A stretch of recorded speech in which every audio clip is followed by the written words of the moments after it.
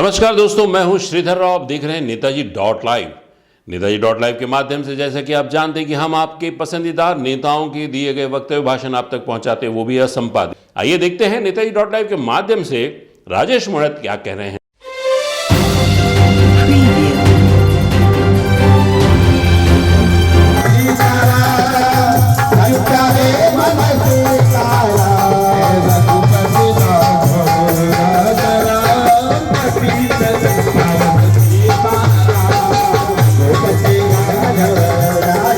नमस्कार बंधुवर,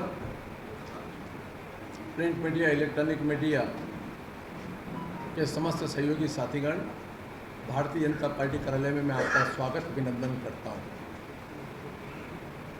बंधुवर, पौने 5 साल से इस प्रदेश में एक सरकार माननीय भूपेश बघेल जी के नेतृत्व में चल रही कांग्रेस पार्टी की,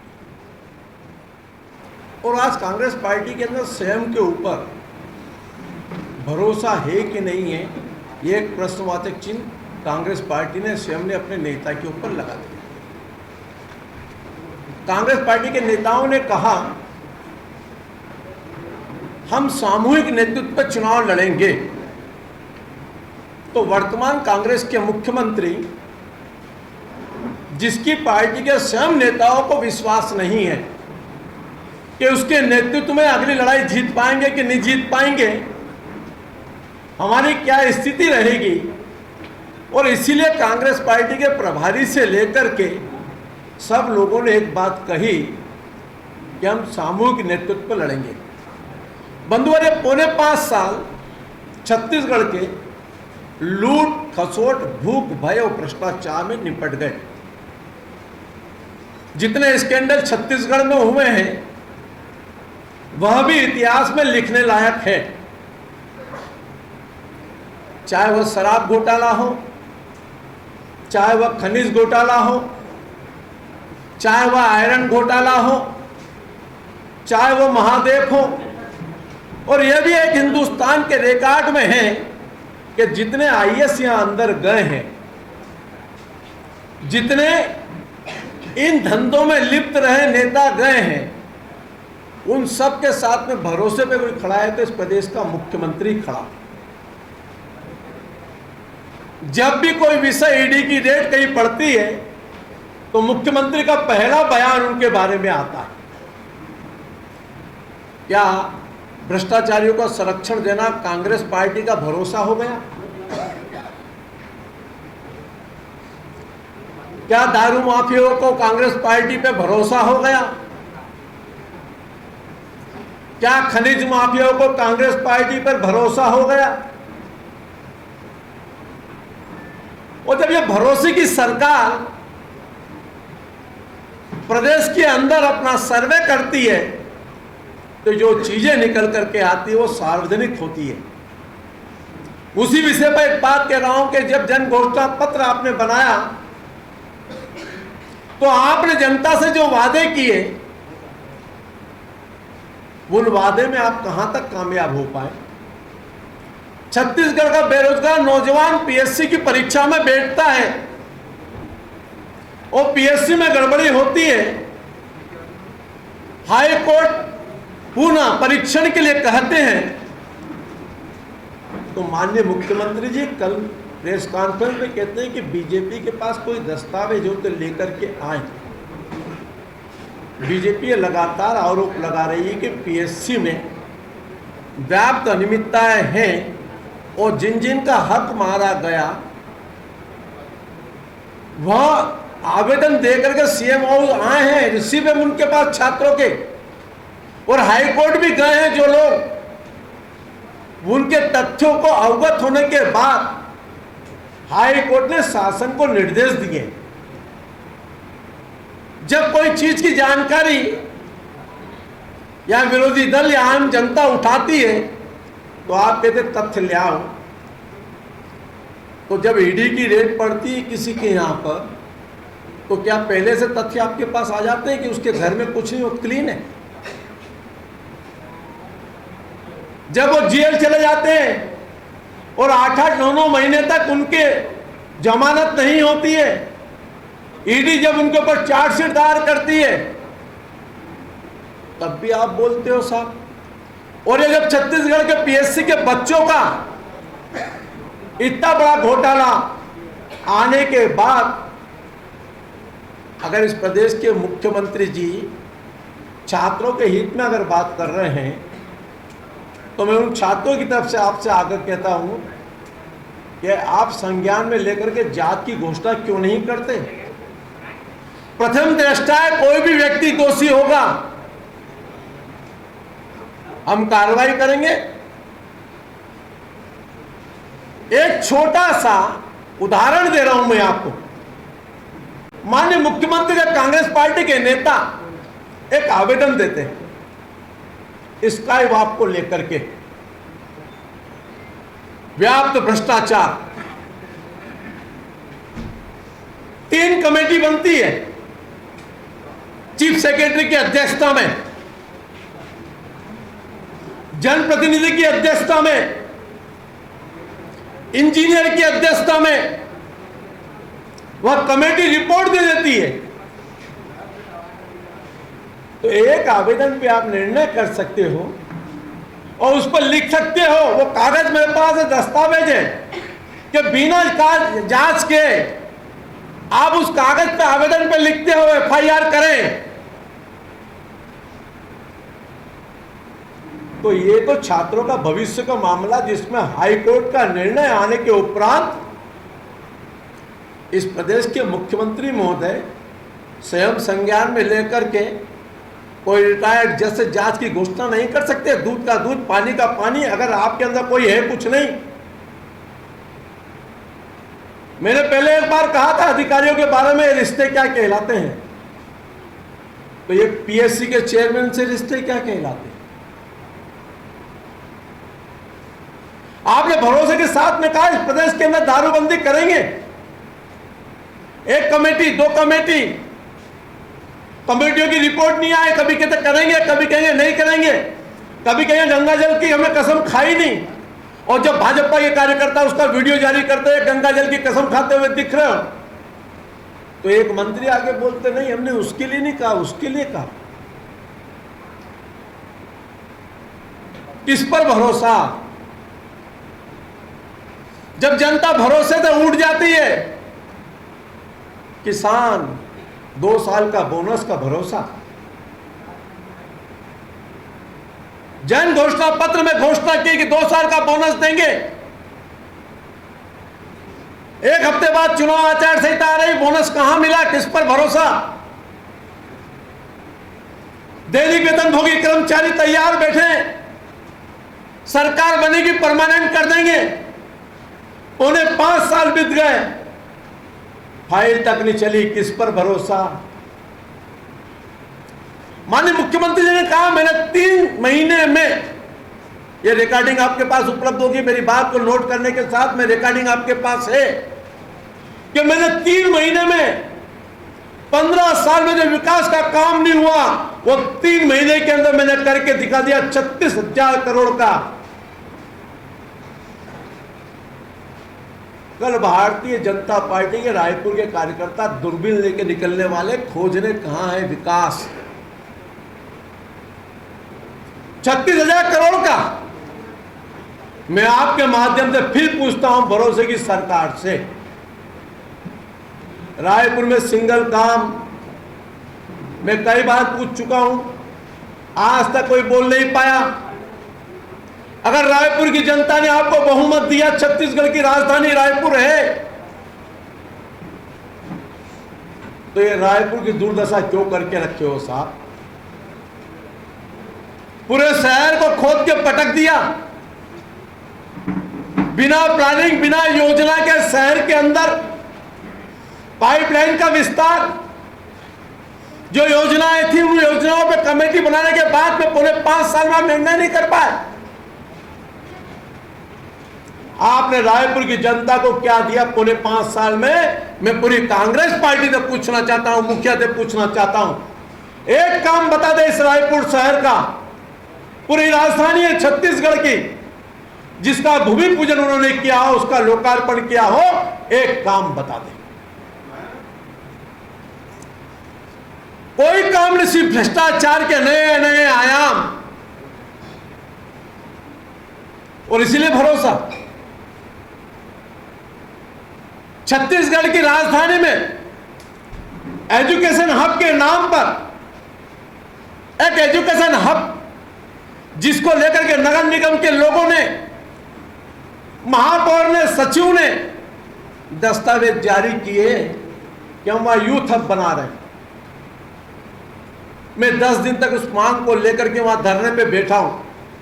केंद्रीय मंत्री तक मैंने उसकी शिकायतें पहुंचाई कि स्मार्ट सिटी के पैसे का अपव्यय कैसा हो रहा है, यह व्याप्त भ्रष्टाचार की जांच होना चाहिए।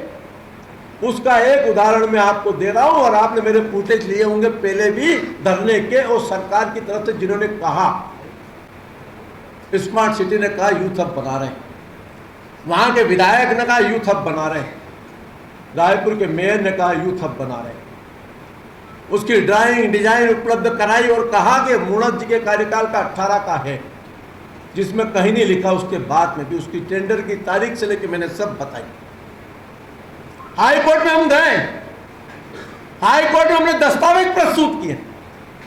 यह भी एक इतिहास है साहब, दस्तावेज स्पष्ट है, लैंड यूज आज तक चेंज नहीं हुआ है साहब। वह जो जमीन है आज भी शिक्षा विभाग की, मास्टर प्लान में आपने लैंड की बिल्ट को चेंज कर दिया, लेकिन हाई कोर्ट में आपने जाकर के आपके महावक्ता वर्मा जी ने न्यायाधीश से कहा कि निर्माण कार्य वहां हुआ नहीं, वहां हब बन रहा है। मैं आपके माध्यम से मित्रों से आग्रह करना चाहता हूं, मेरे पास पूरी डिटेल है, उसका एक टेंडर निकल चुका, एक कंपनी को चौपाटी का टेंडर दे रहे, जिसमें 29 लाख रुपए करीब साल की आमदनी दर्शाई गई। तो यूथ हब में वहाँ साइकिल ट्रैक कहाँ गया, बच्चों का ट्रेनिंग का कहाँ गया, कहीं कुछ नहीं। जब नगर निगम की एक फाइल में स्पष्ट लिखा है कि उस रोड का सर्वे करें और वहां पर जो वेंडर हैं क्या हम उनको व्यवस्थापन दे सकते हैं, इस पर विचार करना चाहिए। और जब आप कह रहे हैं वहां पर साहब यूथ हब बना रहे हैं, तो एक दुकान का टेंडर निकाल करके उस कंपनी को अलॉटमेंट करना और न्यायपालिका में जानकारी गलत देना, उसको लेकर के मैं सुप्रीम कोर्ट गया हूं। अगले हफ्ते मेरा हियरिंग में केस आ जाएगा। यही तो भरोसा है। झूठ बोल बोल करके कांच की हांडी को कितनी बार चढ़ाओगे? बंधुवर और आगे बोलता हूं मैंने बता दिया आपको, ये सरकार ने, माननीय मुख्यमंत्री जी ने, मैंने अपना वक्तव्य भी दिया था और उसमें पूछा, 1000 करोड़ रुपए के रायपुर शहर की जनता को सौगात देने की घोषणा की। घोषणा है, भूमि पूजन हो गया, पत्थर लग गया, लेकिन टेंडर नहीं हुआ ऐसा किसी।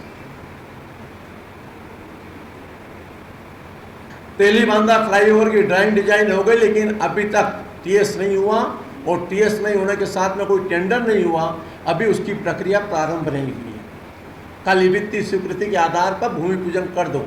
तब भी मैंने कहा था ये 2017 का रखा हुआ काम, मेरे कार्यकाल का काम, 2017 का रखा हुआ काम 5 साल के बाद में जनता की डिमांड को देखते हुए, जब रायपुर की जनता कह रही और भाजपा कह रही लगातार कि कोई विकास का काम नहीं कर पाए, तब दिखाने के लिए खाली आपने वाई फ्लाईओवर का आपने शिलालेख लगाने की बात कर दी, ना टेंडर हुआ। मैं भी रहा हूं 15 साल तक साहब, एक काम ऐसा नहीं है कि बिना टेंडर के, बिना एजेंसी तय किए भारतीय जनता पार्टी के कार्यकाल में कभी भूमि पूजन हम लोगों ने नहीं किया। मैंने विधानसभा का जब भूमि पूजन हुआ था सोनिया गांधी से कराए थे, तब भी यह प्रश्न उठाया था कि अभी इसकी ड्राइंग डिजाइन टेंडर अप्रूवल नहीं हुआ, खाली शिलालेख लगाने की जल्दी क्यों थी? और आज फिर यही प्रश्न उठा रहा हूं आपने कहा Kharun river fund, Kharun river fund की नहीं तो कोई एक अभी तक ड्राइंग डिजाइन बनी, ना सर्वे हुआ, उसका स्वरूप क्या होगा, कोई प्रेजेंटेशन, कोई जन सुनवाई नहीं हुई। और आपने घोषणा कर दी खारून रिवर फंड। मैंने अपने कार्यकाल में 50 लाख रुपए का प्रावधान उसके सर्वे के लिए रखा था। रायपुर विकास प्राधिकरण उसकी नोडल एजेंसी बना के काम कर रहा था। उस समय यही लोग, माननीय मुख्यमंत्री जी उस समय पाटन के विधायक थे, उन्हीं लोगों ने उसका विरोध किया था। तब इस पर मैं क्या कहूं, थूक के।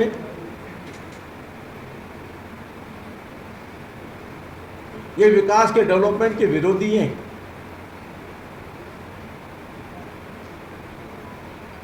और फिर चौथे काम पे मैंने एक बात कही कि माननीय मुख्यमंत्री जी 5 साल पूरे होने जा रहे हैं, आचार संहिता लग गई, इसका ही बात का निर्णय आज तक नहीं कर पाए। राजेश मूणत फिर आपको कहता है खुल करके,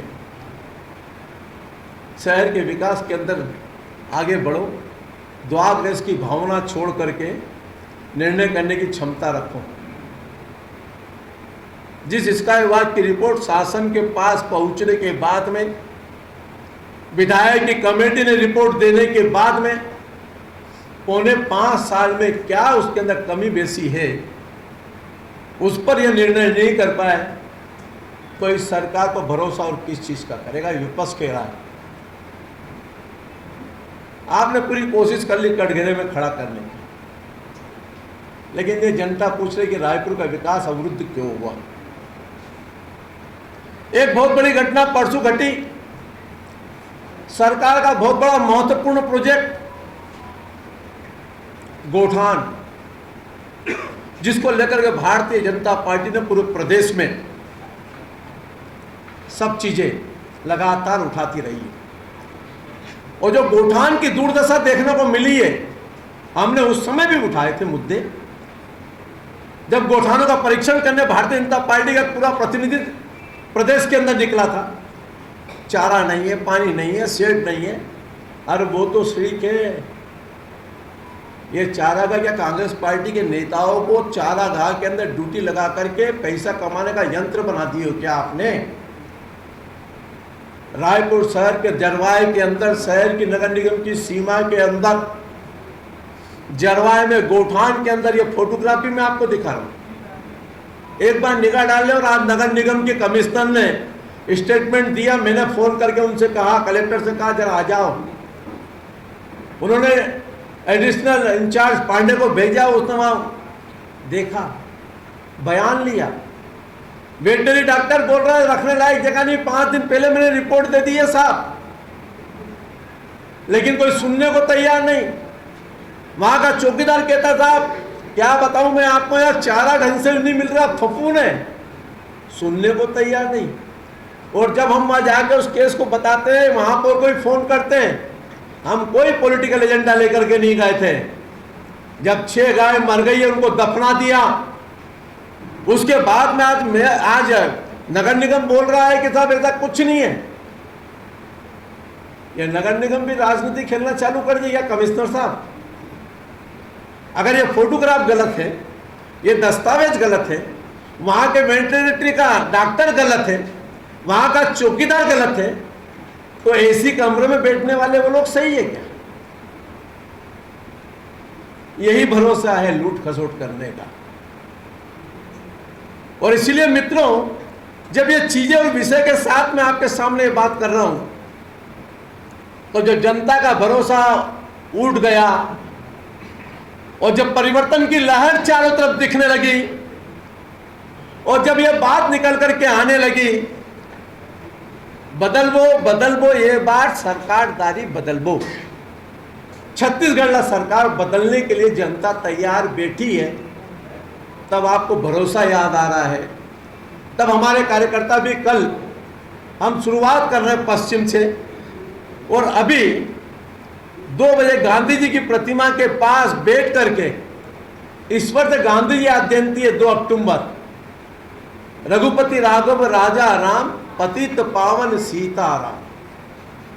गांधी जी को अन्यायी को कहेंगे, हे प्रभु, गौ माता की हत्यारों को कम से कम एक सद्बुद्धि दो कि जो सरकार गौ माता के नाम पर गोधन न्याय योजना चालू करती है और कांग्रेस के नेता उससे बंदर बाट में लगे रहते हैं, कोई तो सद्बुद्धि दो इनको कि गलत काम को रोके।